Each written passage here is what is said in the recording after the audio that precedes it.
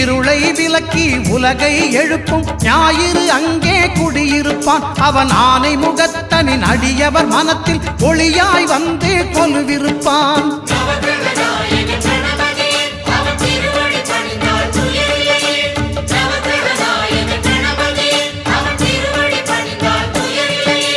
ஒன்பது கோளும் ஒன்றாய் காண அங்கு கற்பகம் என்னும் கடவுளின் மெய்யில்